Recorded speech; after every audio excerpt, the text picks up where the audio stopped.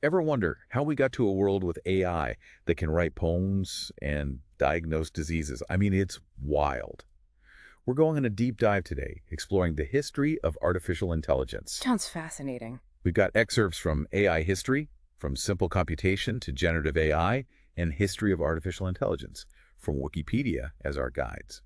You know, it's funny to think about it, but AI isn't exactly a new idea. Like it wasn't just invented in Silicon Valley. This concept has been around for centuries. Okay, now you've got to explain that. We're talking ancient myths, right? Exactly. Like Talos, that bronze giant protecting Crete, Right. or even the golem brought to life with a single word. Fascinating stories, but what's the connection to AI as we know it today? These stories, as old as they are, show us something really basic about humans. Yeah. We've always wanted to make artificial beings something like us that can think and act on its own. Think of them as early thought experiments. They were asking, can we create thinking machines? Way back then, and that's what AI research is still trying to figure out today. It's amazing how those ancient stories foreshadow our modern-day fascination with AI. But when did we move past the myths and start trying to make this dream a reality? The big turning point was in the mid 20th century.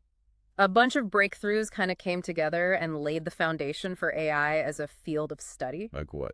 Well, think about it. We were figuring out how the human brain works, realizing it's all about electrical networks of neurons.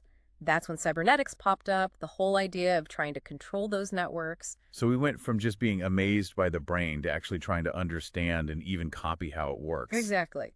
And around the same time, Claude Shannon came along and revolutionized how we think about information with his theory of digital signals, those ones and zeros that are the basis of everything computers do. Right. And then you have Alan Turing proving that any calculation could be done digitally. Uh-huh. Suddenly, building an electronic brain didn't seem so crazy anymore. So many things had to fall into place. Speaking of Alan Turing, he's a legend in AI. Uh-huh. The Turing test, that was his brainchild, right? Yeah. The idea that if you can't tell if you're talking to a machine or a human, then that machine is essentially thinking. It was a radical idea in 1950, and it still gets people debating today. Like, what does it even mean to think? Can a machine ever truly think like a human? The Turing test doesn't give us all the answers, but it gets at the heart of what AI is trying to do. Can we create machines that think like we do? It's incredible how those early ideas are still so relevant today. We've covered a lot of ground, Mm. from ancient myths to the birth of AI as a field of study, all in just a few minutes. And believe me, we're just getting started. Next up, we'll dive into those brain-inspired neural networks, the very foundation of the most advanced AI we have today. Last time we were talking about the Turing test, that whole idea of a machine that can think. It's a fascinating concept, isn't it? But how did we even get to the point of building machines that could try to do something like that? I'm really curious about those neural networks. They sound like something out of a sci-fi movie. Well, they were inspired by the way our own brains work, that incredible network of neurons. Right. Scientists in the mid 20th century thought, what if we could create artificial versions of those networks? They were basically trying to build artificial brains, layer by layer. Wow, so they were trying to replicate the core of human intelligence. That's a pretty big goal. Yeah. Did it work? At first, there were some promising results. These artificial neural networks, with all their interconnected nodes, started to show that they could learn from data, at least a little bit. Okay, so they were onto something. But computing power back then was limited, and the brain, well, it's incredibly complex. Plus, the 1960s brought a real turning point, or maybe I should say a freezing point. Freezing point. Oh, that doesn't sound good. What happened? There was this book, Perceptrons, published in 1969. It basically argued that those early neural networks, the ones with just one layer, were way too simple. They couldn't handle the really complex stuff. So what happened? Funding for neural network research just dried up. It was the start of what we call an AI winter.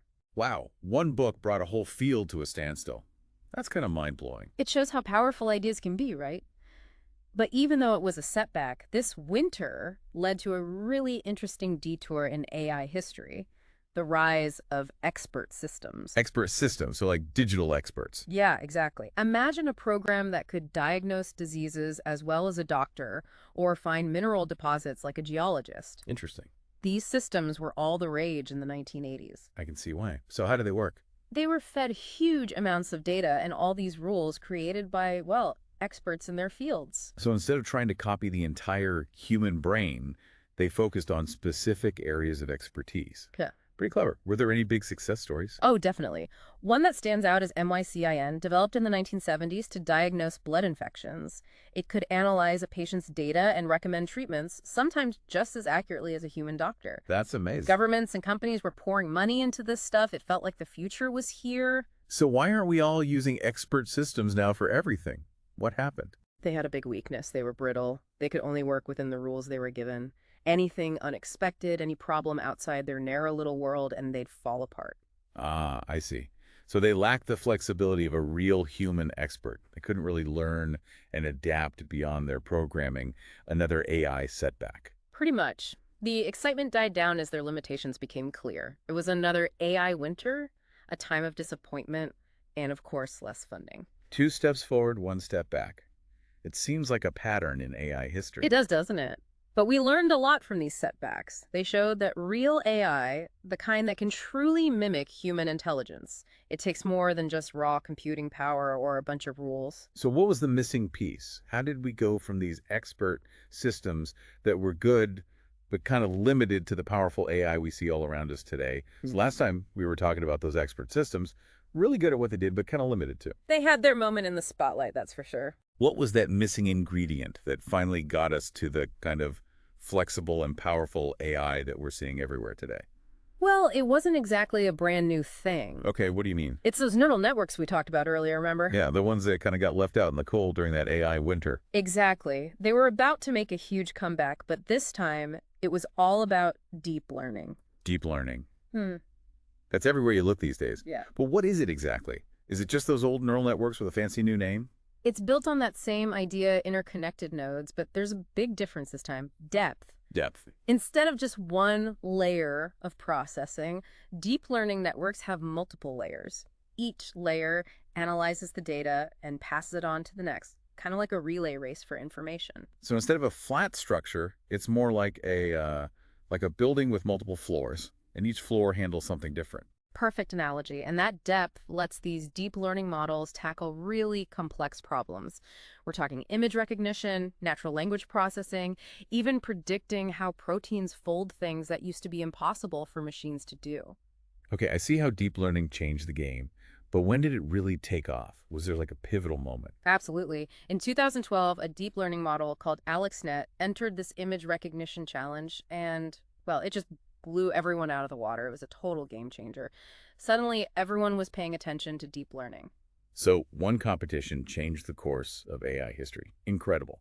And that brings us pretty much up to the present day, a world where AI can write music, make art, and even have conversations that seem eerily human-like. It's kind of mind-blowing when you think about it. And it's only going to get more intense. Deep learning has opened up so many possibilities, and we're just starting to scratch the surface of what it can do.